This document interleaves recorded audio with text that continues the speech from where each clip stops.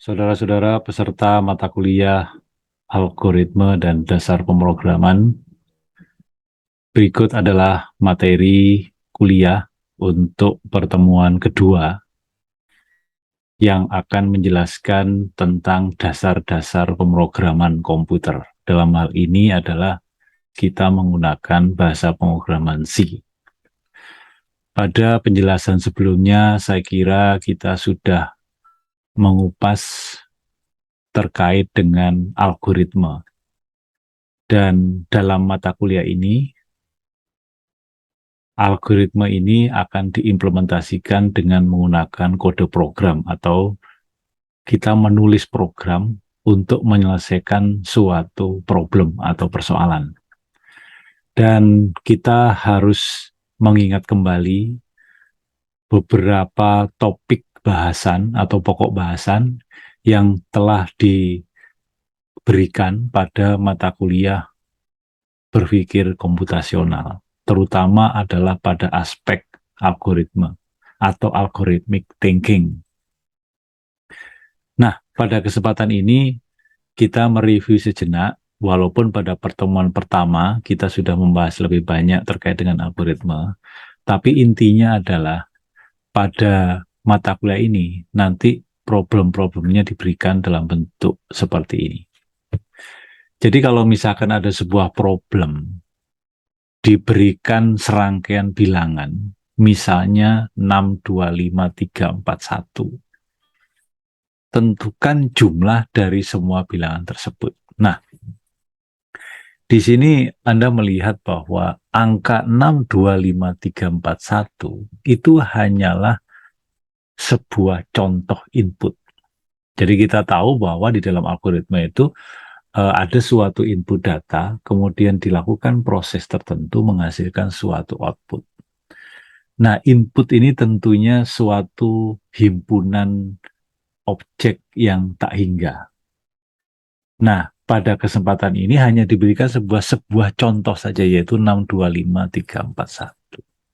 Jadi ini hanya contoh. Oleh karena itu, kalau kita membuat sebuah solusi untuk problem ini, itu jangan hanya berpatokan pada angka 625341, tapi kita harus berpikir lebih luas. Berarti nanti saya harus membuat sebuah solusi untuk menjumlahkan semua bilangan yang dimasukkan, berapapun itu. Namun demikian, karena perangkat yang kita gunakan dalam komputer juga memiliki batasan, maka biasanya dalam problem ini diinformasikan batasannya. Misalkan banyaknya bilangan itu maksimum adalah 2 miliar. Jadi di dalam mata kuliah ini nanti problem itu diformulasikan atau disampaikan dalam bentuk seperti yang di bagian bawah. Jadi ada sebuah deskripsi. Jadi di sini misalnya sudah jelas diberikan N bilangan bulat, di mana N-nya itu dimulai dari 1 sampai dengan 2 miliar. Itu batasannya. Jadi Anda nggak perlu berpikir untuk bilangan yang lebih dari 2 miliar. Kemudian tentukan jumlah dari semua bilangan tersebut. Kemudian sudah kita jelaskan pada materi penjelasan umum praktikum bahwa ada format input, ada format output, ada contoh input, dan ada contoh output.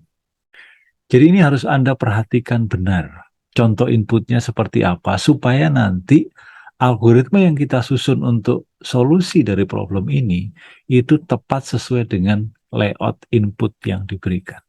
Demikian pula outputnya. Sehingga kalau di dalam computational thinking, kita hanya bicara bagaimana solusi dari problem ini dalam bentuk suatu algoritma. Tapi kalau dalam mata kuliah ini, kita lanjutkan dalam membentuk sebuah kode program atau membentuk atau membuat program komputer untuk menyelesaikan problem ini. Sehingga yang diperhatikan itu tidak hanya algoritmanya. Nanti Anda harus berpikir bagaimana struktur data yang harus saya buat untuk mengolah data seperti ini. Oleh karena itu nanti dalam topik ini kita akan membahas berbagai tipe data yang dikenal di dalam komputer, terutama dalam bahasa pemrograman, untuk kita menyelesaikan problem tersebut.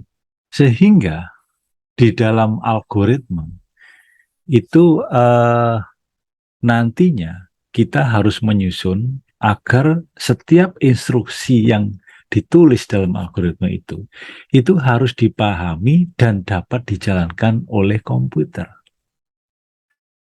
Jadi kita harus berpikir, misalnya sebagai contoh begini, kalau ada problem, hitunglah faktor persekutuan terbesar dari dua buah bilangan bulat. Anda ketahuan FPB atau Great Common Divisor atau GCD dari dua buah bilangan bulat. Misalkan 8 dan 12 itu bilangan bulat terbesar yang habis membagi keduanya itu adalah 4. Kalau kita berikan instruksi misalkan baca dua buah bilangan atau read A, B, kemudian cetak FPB dari A dan B, maka komputer tidak akan bisa menjalankan perintah tersebut karena perintah yang Anda berikan itu terlalu umum dan itu tidak dipahami oleh komputer. Oleh karena itu di dalam menyusun algoritma kita harus mengenali perintah terkecil apa yang bisa dijalankan oleh komputer. Jadi kalau ngitung FPB dia nggak bisa. Jadi harus kita pandu dengan instruksi secara detail. Misalkan bagi A dengan B, kemudian kurangi B dengan C, kemudian pangkatkan sekian atau kalikan sekian, kemudian ulangi ini sampai 0. Jadi perintahnya harus detail demikian. Karena komputer tidak tahu apa itu FPB. Jadi algoritma itu harus dapat dipahami atau instruksi itu harus dapat dipahami dan dijalankan oleh komputer. Kemudian yang kedua, di dalam sebuah algoritma itu pasti perhitungan yang melibatkan nilai-nilai itu biasanya disimpan dalam satu atau lebih variabel. Jadi oleh karena itu nanti kita lihat bahwa komponen algoritma atau waktu itu dalam computational thinking kita lihat komponen dari pseudocode itu kan ada beberapa. Komponen atau elemen dari pseudocode atau algoritma atau nanti juga program komputer itu ada beberapa. Dan ini sudah kita bahas di dalam berpikir komputasional. Yang pertama itu adalah variabel. Kemudian kedua adalah instruksi atau biasa kita sebut sebagai perintah atau boleh juga disebut sebagai statement atau pernyataan. Kemudian yang ketiga adalah operator dan ekspresi, dan yang terakhir adalah struktur kendali. Ini sudah kita bahas pada topik algoritma di mata kuliah berpikir komputasional. Oleh karena itu, coba buka lagi resources yang Anda miliki pada saat kuliah berpikir komputasional dengan topik tersebut. Namun demikian, pada kesempatan ini kita akan bahas lebih detail, terutama dikaitkan dengan program komputer. Yang pertama adalah variabel. Jadi variabel itu kita tahu bahwa di dalam algoritma, variabel itu adalah elemen di dalam algoritma yang kita gunakan untuk menyimpan suatu nilai data. Ya. Nah, bagaimana kita membuat variabel? Variabel itu merupakan salah satu dari identifier. Jadi yang disebut sebagai identifier atau penentu itu adalah sebuah entitas. Jadi ada sebuah kata. Itu yang kita buat sendiri. Jadi misalnya kalau untuk menyimpan angka 10, Anda membuat variabel bernama X. Itu boleh. Kemudian rekan Anda, saya nggak mau pakai X. Saya maunya pakai nilai. Jadi 10 itu disimpan ke dalam variabel bernama nilai, itu boleh. Tapi teman Anda yang lain membuat istilah yang lain lagi, misalnya Y gitu, itu nggak apa-apa. Jadi itu adalah bebas sesuai dengan keinginan kita, dan itu semua kita namakan sebagai identifier. Identifier itu punya aturan. Jadi punya aturan. Nah, aturannya apa di dalam pemrograman ini? Nah, ini beda dengan algoritma. Kalau dalam algoritma kita bebas saja membuat sebuah variabel, membuat sebuah ketentuan itu di mana Kalau kita langgar pun sedikit nggak apa-apa. Tapi kalau dalam pemrograman, Anda tidak boleh melanggar ketentuan ini secara baku. Jadi aturan pembuatan identifier, khususnya di sini adalah variabel, itu dituliskan dengan suatu nama yang unik. Jadi kalau Anda menggunakan variabel X untuk menyimpan suatu nilai bilangan bulat, maka X itu tidak bisa dipakai untuk menyimpan nilai bilangan, misalkan real atau pecahan. Digunakan untuk menyimpan string, nggak? Itu tidak boleh. Jadi itu unik. Ya, unik. Jadi namanya itu unik. Nama variabel itu unik. Dan apa yang bisa kita buat, yang kita bisa bentuk untuk variabel itu adalah dengan menggunakan karakter alfanumerik. Jadi hanya huruf dan angka dan boleh menggunakan underscore. Jadi misalnya Anda membuat tadi X boleh, Y boleh, kemudian tadi nilai boleh. Nah, syarat kedua, karakter pertama itu adalah huruf atau underscore. Walaupun underscore itu tidak disarankan.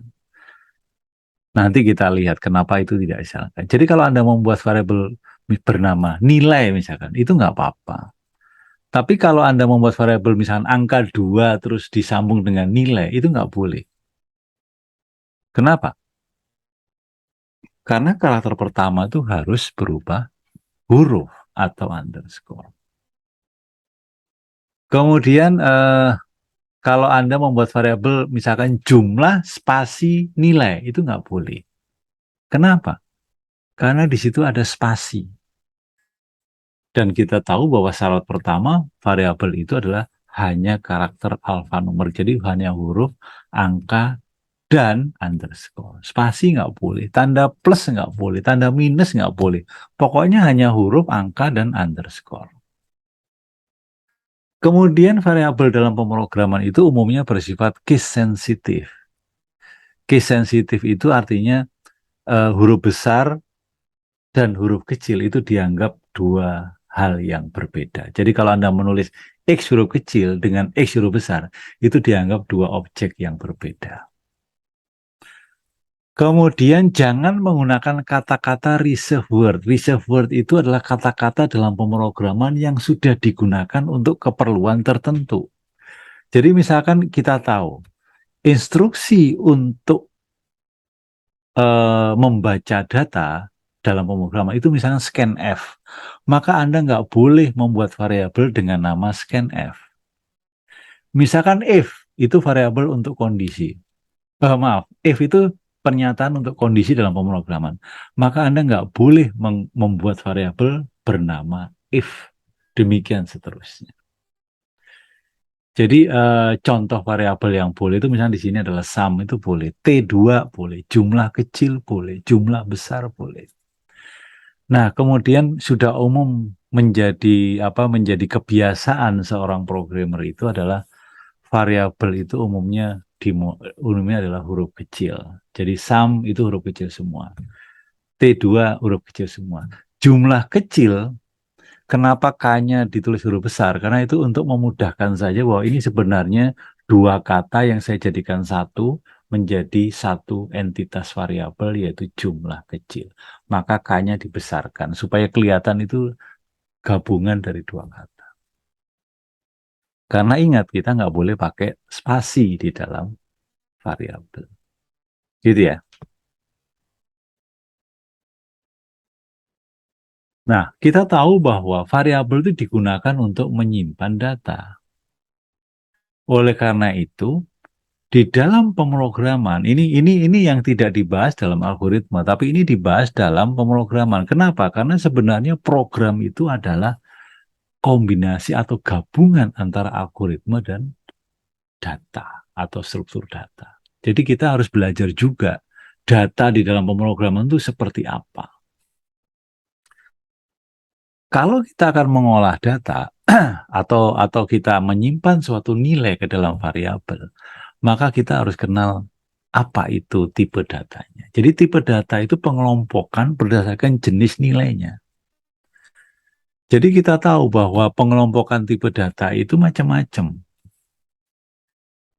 Bilangan itu kan ada bilangan bulat. itu satu kelompok sendiri. Dan itu biasa kita namakan dalam bahasa Inggris adalah bilangan integer. Kemudian ada bilangan pecahan, 2,5, 3,12, 100,3, minus 2,5, itu semua adalah bilangan pecahan. 5,0 itu bilangan pecahan. Kalau 5 itu bilangan bulat, itu integer. Jadi bilangan pecahan itu adalah floating point. Kemudian karakter itu adalah semua tombol komputer yang Anda tekan, itu adalah sebuah karakter. Ya. Dan yang terakhir adalah kelompok terakhir adalah boolean, atau boolean itu adalah true atau false. Nah, 4 kelompok tipe data ini yang kita namakan sebagai kelompok tipe data primitif dalam pemrograman. Karena nanti ada tipe data yang lain. Jadi ini adalah tipe data primitif. Dan ini yang kita pelajari pada kesempatan saat ini. Nah, di dalam bahasa pemrograman, untuk menyatakan suatu nilai atau suatu variabel itu digunakan untuk menyimpan nilai dengan kelompok tertentu, maka digunakanlah instruksi untuk menunjukkan tipe data tersebut. Jadi kalau misalkan Anda akan membuat sebuah variabel bernama X, digunakan untuk menyimpan bilangan bulat, maka Anda harus deklarasikan dengan kata-kata byte, short, int, atau long. Itu dipilih salah satu tergantung datanya. Tapi semua itu adalah untuk bilangan bulat. Kenapa ada byte, kenapa ada short, kenapa ada int, kenapa ada long? Itu tergantung lebar bilangannya atau besaran bilangannya. Kalau byte itu adalah nilainya kisarannya dari 0 sampai 255. Jadi kalau Anda nyatakan byte X misalkan, maka X itu hanya bisa digunakan untuk menyimpan bilangan bulat dari 0 sampai 255. Short atau int ini dua-duanya adalah sama. Itu adalah menyimpan nilai dari minus 2 miliar sekian sampai 2 miliar sekian. Dan seterusnya. Tapi kalau Anda ingin menyimpan data untuk bilangan pecahan atau floating point, ya pasti Anda gunakan instruksi float atau double. Nah, ini yang perlu Anda perhatikan. Kenapa? Karena setiap variabel yang digunakan dalam pemrograman ini, itu harus kita deklarasikan. Jadi harus kita declare. Jadi kalau Anda menggunakan variabel A misalkan, mau untuk nyimpen data apa? Kalau Anda ingin menyimpan data bilangan bulat, maka di atas harus dideklarasikan. int A. Kalau Anda ingin menyimpan X untuk bilangan floating point, misalnya Anda harus deklarasikan float X. Jadi harus dideklarasikan di bagian atas pemrograman. Nanti kita lihat dalam pemrograman itu. Nah, elemen kedua dari algoritma atau pseudokode pemrograman itu adalah perintah atau instruksi. Ya. Jadi instruksi atau perintah itu adalah ya satuan operasional yang harus dilakukan oleh komputer. Jadi ini instruksi biasa. Jadi misalkan jalan ke depan itu kan sebuah instruksi. Tambahkan A dengan B itu suatu instruksi. Simpan 10 ke 5, maaf, simpan 10 ke X itu instruksi. Nah, jadi ini adalah yang namanya perintah atau instruksi. Instruksi itu bisa kita kelompok menjadi 3 bagian ya. Ada input, ada output, ada proses. Jadi contohnya di bawah ini misalkan ada read A, B itu kan instruksi untuk membaca bilangan A dan bilangan B. Jadi membaca 2 variabel, membaca 2 nilai, masing-masing dimasukkan ke dalam variabel A dan variabel B. Res sama dengan A plus B. Itu kan instruksi untuk menjumlahkan A dan B dan hasilnya disimpan ke res. Kan gitu. Print res itu berarti mencetak nilai res. Ini kan algoritma. Dan masing-masing itu adalah algoritma ini terdiri dari 3 instruksi. Oleh karena itu bisa aja misalnya kita membuat instruksi A sama dengan A ditambah 5. Itu artinya jumlahkanlah A, nilai A dengan 5 dan simpan hasilnya ke A juga. Jadi A yang lama diganti oleh A yang baru setelah ditambah angka 5. Itu adalah instruksi atau perintah. Kemudian elemen yang ketiga di dalam algoritma di dalam pseudocode maupun program komputer itu apa? Itu adalah operator dan ekspresi. Jadi misalkan Anda ingin mendapatkan suatu penjumlahan A dengan B, maka itu adalah sebenarnya Anda itu menulis sebuah ekspresi, yaitu ekspresi penjumlahan A dan B.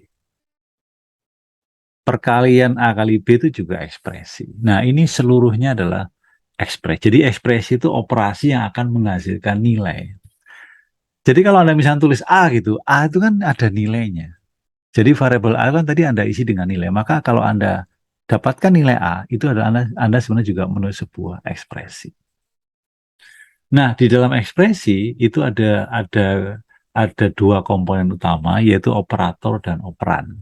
Jadi kalau A ditambah B, maka A dan B itu adalah operan. Kemudian plusnya itu adalah kita sebut sebagai operator. Sehingga di dalam pemrograman jenis operator berdasarkan jumlah operan itu ada istilahnya. Yang pertama adalah unary, itu adalah satu operan. Misalkan -5 itu operatornya kan hanya satu, operatornya satu, operannya kan hanya satu. Jadi kalau satu operan itu kita sebut sebagai unary. Jadi -5, -A, -3 dan seterusnya. Tapi kalau binary itu operannya ada dua. Misalkan A plus B, A dibagi B, A kali B, dan seterusnya. Dan terakhir adalah ternary, itu adalah 3 operan. Jadi misalkan tanda seperti ini. Nanti ini kita jelaskan apa maksudnya. Jadi X lebih besar 5, tanda tanya 1.20. Itu artinya kalau jika X lebih besar 5, maka ekspresi ini bernilai 1. Tapi selainnya atau X lebih kecil atau sama dengan 5, maka ekspresi ini bernilai 0. Itu nanti kita bahas pada saat membahas yang lain. Nah, oleh karena itu, ekspresi itu kita kelompok-kelompokkan. Yang paling utama adalah ekspresi, namanya ekspresi aritmatika. Ini yang dasar saja dulu. Nanti semakin ke belakang setelah kita kuliah ini, maka akan semakin advance atau jenis-jenis ekspresinya. Jadi ekspresi aritmatika yang dasar itu adalah penjumlahan, pengurangan, perkalian, pembagian, dan modulo atau sisa pembagian. Jadi penjumlahan itu kita gunakan tanda plus, pengurangan minus, perkalian itu bintang, pembagian itu garis miring, modulo itu persen atau sisa pembagian. Jadi A plus 5, misalkan kecil kali 12.5, dan seterusnya. Nah, di dalam ekspresi ini bedanya di dalam algoritma maupun bahasa pemrograman. Di dalam pemrograman, Anda itu harus mengenali pengolahan aritmatika terhadap tipe-tipe data tertentu. Sebagai contoh, berapa 5 dibagi 2? Kalau kita dalam matematika 5 bagi 2 itu nulisnya adalah 2,5 hasilnya, atau 2,5, atau 2,5. Tapi kalau dalam pemrograman kita ingat, kalau bilangan bulat dibagi dengan bilangan bulat, hasilnya adalah bilangan bulat. Jadi 5 dibagi 2, itu hasilnya 2. Bukan 2.0, bukan 2.5, dan nggak ada. Ya 2. Karena bilangan bulat dibagi dengan bilangan bulat, hasilnya bilangan bulat. Paham ya? Tapi kalau 5 dibagi 2.0, yaitu bilangan bulat dibagi dengan bilangan floating point, maka hasilnya adalah floating point. Jadi kalau 5 dibagi 2.0, itu hasilnya 2.5. Paham ya? Sehingga kalau ada ekspresi misalkan 2 tambah 10 kurang 3, itu pasti hasilnya 2 tambah 10 dikurangi 3, itu hasilnya adalah 9. Bagaimana komputer memprosesnya? Itu sepasang-sepasang. Jadi 2 tambah 10 dulu, yaitu 12, baru dikurangi 3. Tapi pada saat ketemu 2 tambah 10 bagi 3, itu yang diproses adalah 10 bagi 3 dulu. 10 bagi 3 berapa? 3. Bukan 3 sepertiga, bukan. Hanya 3. Karena ini bilangan bulat. Jadi 2 tambah 10 bagi 3, itu bukan 12 bagi 3, tapi 2 ditambah 3. Yaitu berapa? 5. 125% 10 minus 2. Maka yang diproses duluan adalah 125% 10. Itu hasilnya 5. 5 dikurangi 2, hasilnya adalah 3. Nah, bagaimana komputer harus menyelesaikan Kok bisa sih 2 tambah 10 dulu, baru dikurangi 3? Kok bisa sih 10 bagi 3 dulu, baru ditambah 2? Ada dua istilah yang harus Anda kenal, yaitu ada namanya precedence dan ada associativity. Kalau preseden itu adalah level dari operatornya. Jadi operator dengan preseden lebih tinggi itu pasti diproses lebih dulu. Jadi pembagian, perkalian maupun modulo itu memiliki preseden lebih tinggi dibandingkan penjumlahan maupun pengurangan. Sehingga kalau Anda ketemu 2 tambah 10 bagi 3, yang diproses duluan itu adalah 10 bagi 3. Kenapa?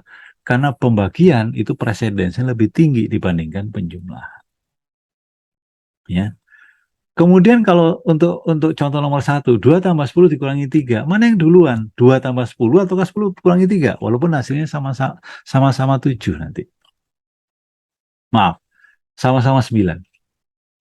Mana yang diproses duluan? 2 tambah 10 ataukah 10 kurang 3? Maka itu tergantung dari associativity-nya. Jadi associativity-nya itu adalah apabila presidennya sama, maka apakah diproses dari kiri ke kanan ataukah dari kanan ke kiri. Jadi kalau tambah dan kurang itu presidennya sama, maka kalau ada sekaligus dalam sebuah ekspresi, maka yang diproses duluan itu adalah dari kiri baru ke kanan. Jadi 2 tambah 10 dulu baru dikurangi 3. Nah, nanti Anda lihat di alamat ini en.cpppreference.com dan seterusnya, operator preseden itu adalah ada daftar preseden dan associativity. Ya. Kemudian yang kedua itu adalah ekspresi logika. Kalau ekspresi logika itu bukan ekspresi. Jadi ada namanya, mungkin sebelum ekspresi logika, saya berikan ekspresi penugasan. Jadi misalkan kalau X sama dengan 5, itu artinya Anda itu memberikan nilai X ke dalam variabel bernama, memberikan nilai 5 ke dalam variabel X. MID atau MID sama dengan 5, itu Anda memberikan nilai 5 ke dalam variabel MID.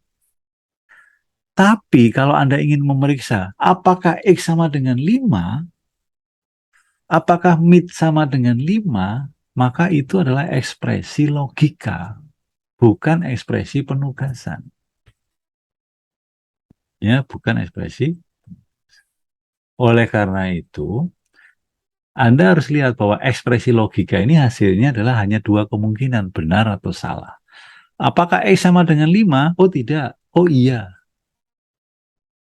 Apakah MID lebih kecil dari 10? Iya, misalkan begitu. Jadi jawabannya adalah iya atau tidak, atau true atau false. Ya. Nah,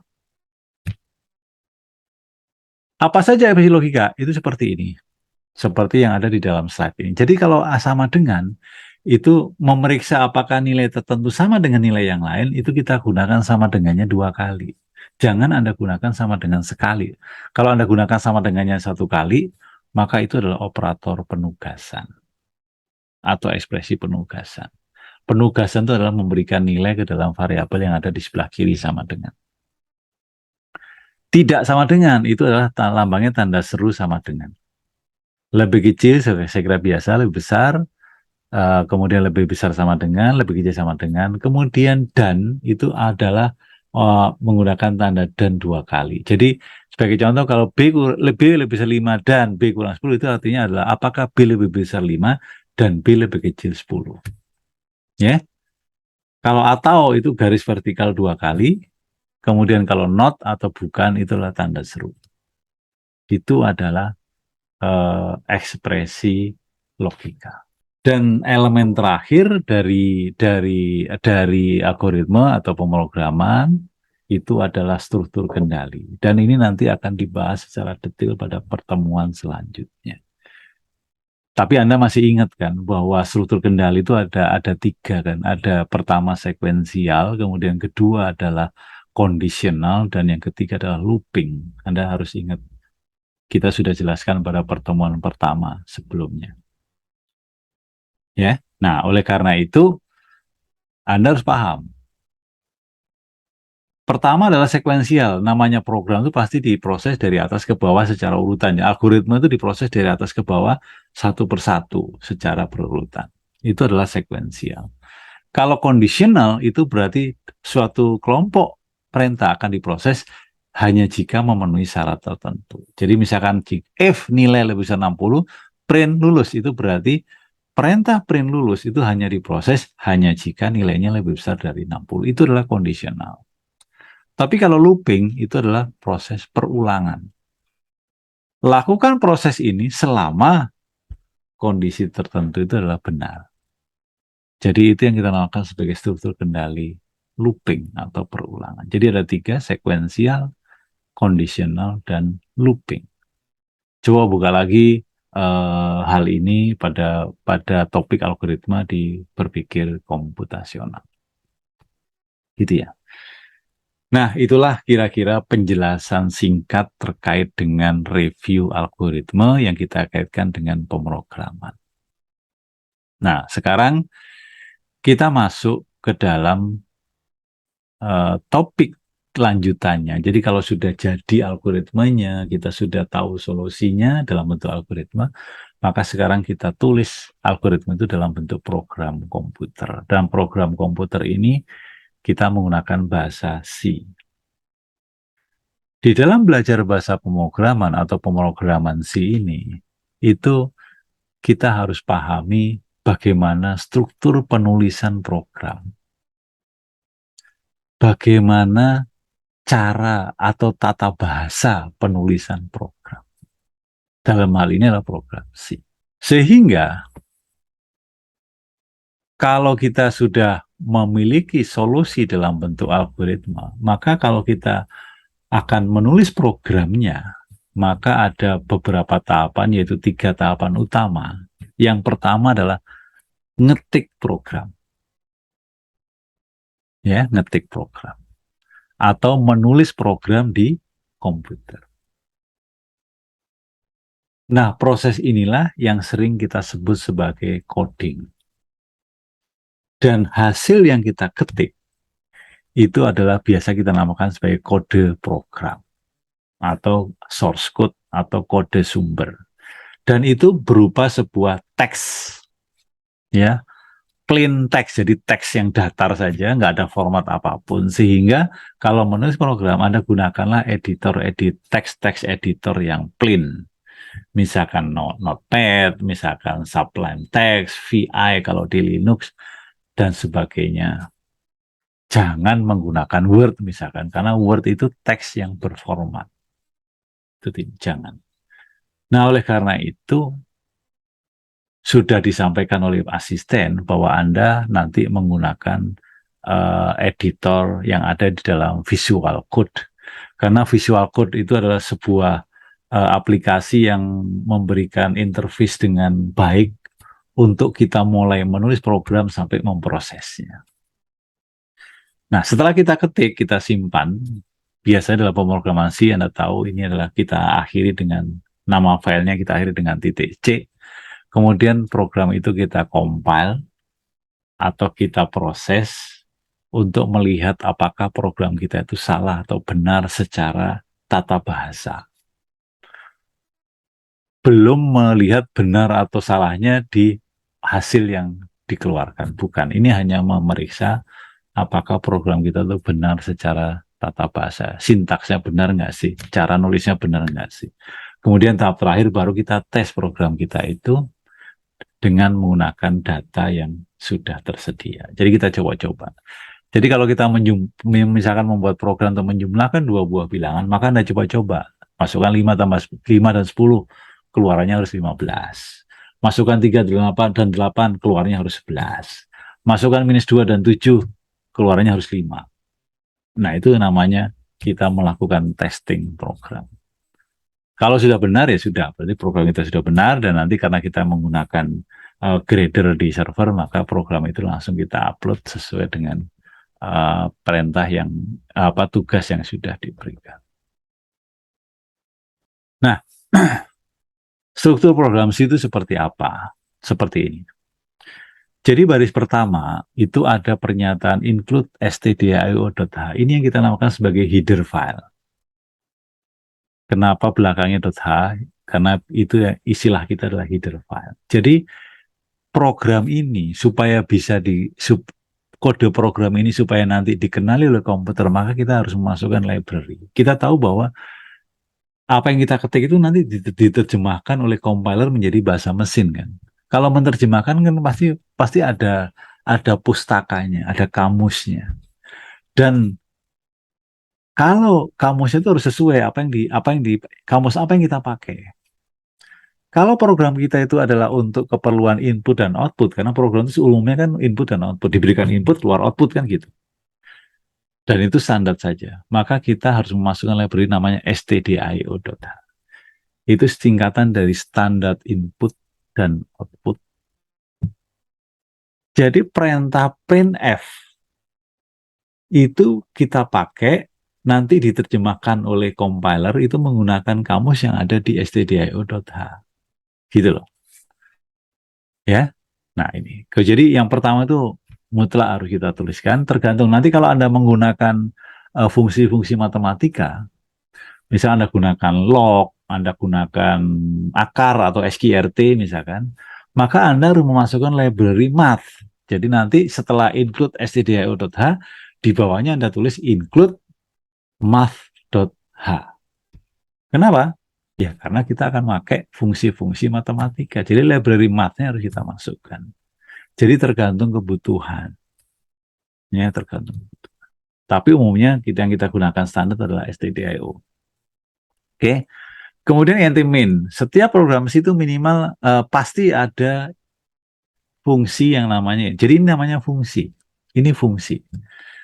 Jadi NT-min itu fungsi, kemudian baru kurung kural buka, kurung kural tutup. Di tengahnya itulah bagian dari isi program atau algoritma yang tadi. Dan diakhiri dengan return 0. Nah, ini kita terima saja seperti ini, nanti kita jelaskan lebih detail pada pertemuan-pertemuan selanjutnya. Jadi program ini hanya menuliskan kata hello world tanda seru. Jadi printf. Ya. Nah, \n itu adalah perintah atau karakter yang kita sebut sebagai escape sequence. Jadi karakter yang tidak kelihatan di layar. Jadi sebenarnya \n itu adalah enter atau new line. Kan nggak kelihatan di layar. Jadi kursornya supaya setelah menulis hello world tanda seru, kursornya jatuh ke bawah, maka itu adalah /n. Itu adalah program C yang paling sederhana dan ini strukturnya seperti ini. Dan program ini tidak menggunakan variabel apapun, dia hanya menuliskan kata hello world. Gitu ya. Nah, penjelasannya ada di slide yang ada, itu silahkan Anda baca. Silakan Anda baca apa itu include, apa itu main, dan seterusnya. Ya, oke. Nah, bagian terakhir dari materi ini itu adalah masalah input-output yang paling sederhana. Pertama adalah pernyataan atau instruksi output, yaitu printf. Jadi kalau Anda ingin menuliskan sesuatu ke layar komputer atau ke standar output, Anda gunakan perintah printf. Jadi misalkan tadi printf tanda kutip hello world. Bentuk umum. Jadi biasanya kalau kita belajar pemrograman itu ada namanya bentuk umumnya atau sintaksnya. Printf itu ada dua. Yang pertama adalah printf dalam kurung tanda kutip kemudian teks yang akan kita cetak. Jadi misalnya kalau mau nulis hello world ya printf kurung buka kurung tutup tanda kutip hello world. Ya. Kemudian ada lagi yang namanya printf, kemudian ada format, kemudian ekspresi. Jadi kalau yang kedua, ini kita ingin menuliskan suatu nilai dari variabel atau suatu nilai dari ekspresi. Karena setiap ekspresi itu dalam pemrograman memiliki nilai. Ya. Nah itu, ini nanti kita berikan contoh. Kemudian yang ada di dalam tanda kutip itu kita bebas menulis, itu string. Dan itu string itu merupakan kumpulan 0 atau lebih karakter. Jadi karakter apapun, jadi misalkan IPB itu adalah string. Terdiri dari karakter I, P, dan B. Nah, seperti yang saya sampaikan tadi, ada karakter yang kita sebut sebagai escape sequence. Jadi misalnya backslash n itu new line, backslash t itu tab, tabulasi. Kemudian backslash R, backslash B dan segala macam itulah adalah itu jarang kita pakai, tapi Anda fokus saja kepada backslash N, yaitu menuliskan new line. Jadi kalau Anda print F backslash N itu maka kursornya akan jatuh ke bawah, yaitu itu sama saja dengan carriage return. Gitu ya. Nah, yang format kedua itu format menilai mencetak nilai suatu ekspresi, itulah for print format stringnya kemudian ekspresi. Nah, jadi misalkan contoh algoritma ini, jadi di bawah itu, jadi misalkan A sama dengan 5, kemudian result sama dengan A kali 10, print result, itu bagaimana programnya? Karena kita gunakan variabel A dan result, dua-duanya adalah bilangan bulat, maka di bagian atas kita harus deklarasikan variabel A dan result, dua-duanya adalah bilangan bulat. Jadi A sama dengan 5, kita bisa tulis int A sama dengan 5, kemudian kita gunakan result, maka result. Jadi int A, result, itu boleh. Karena saya akan menggunakan dua variabel, yaitu A dan result. Maka A dan result itu harus dideklarasikan terlebih dahulu. Mendeklarasikan itu boleh sekaligus dengan memberikan nilai, boleh juga result dideklarasikan saja, nanti dipakai di bawahnya. Gitu ya. Kemudian result sama dengan A kali 10, kemudian printf. Nah ini, printf result itu nanti nilainya akan di-print, akan ditampilkan atau dicetak di bagian yang ada tanda %D. Kenapa %D? Karena %D itu adalah sebuah notasi format bilangan desimal.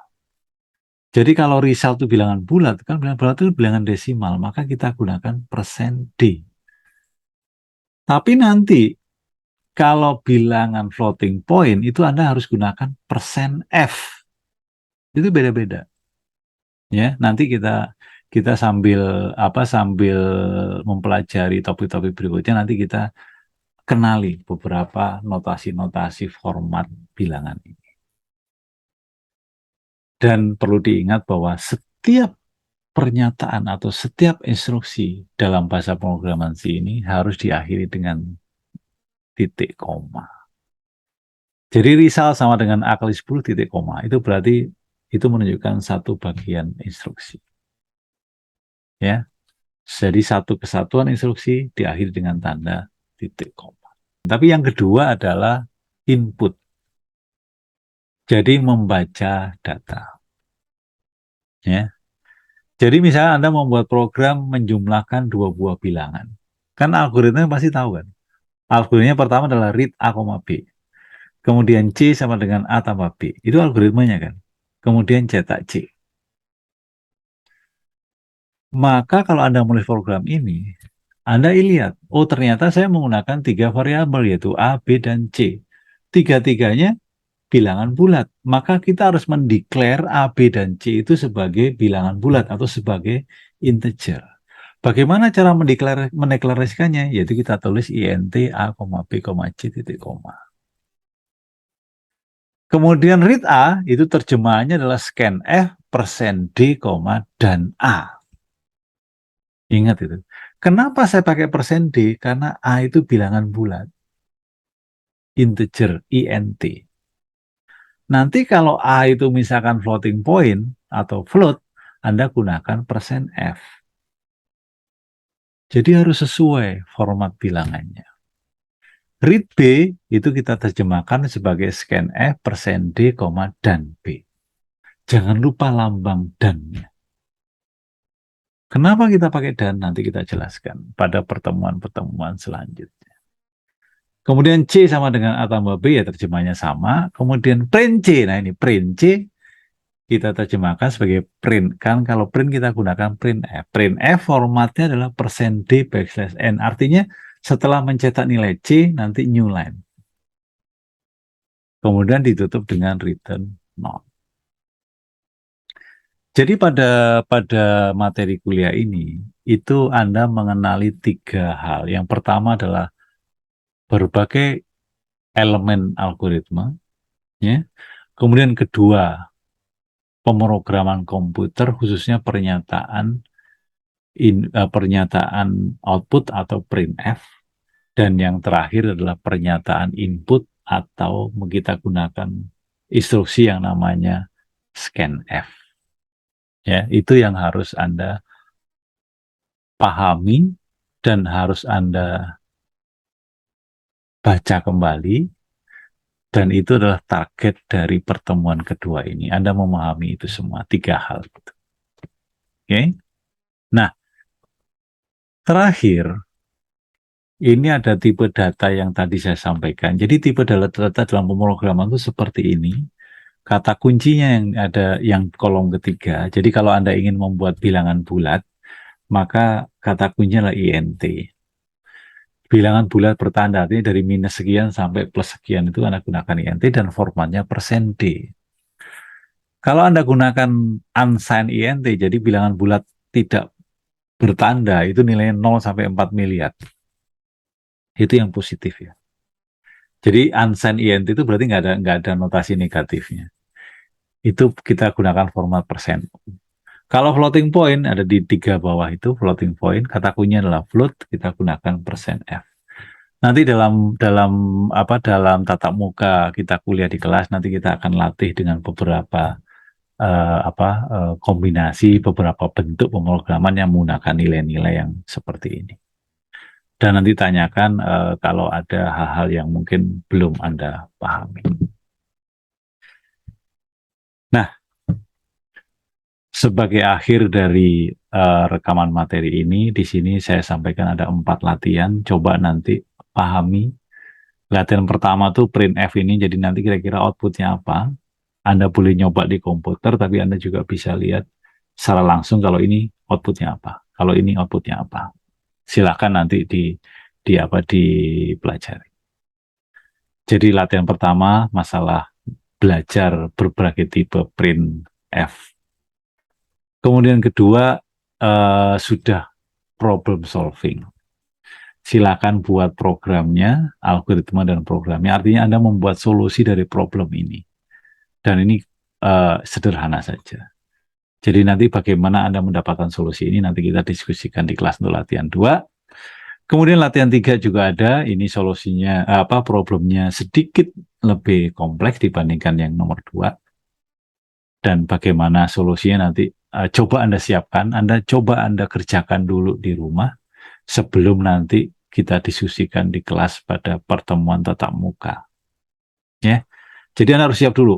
Jangan sampai kita berangkat masuk kelas itu kita masih belum ada gambaran apa-apa. Jadi minimal Anda colek-colek dulu sehingga nanti diskusinya menjadi lebih efektif dan efisien.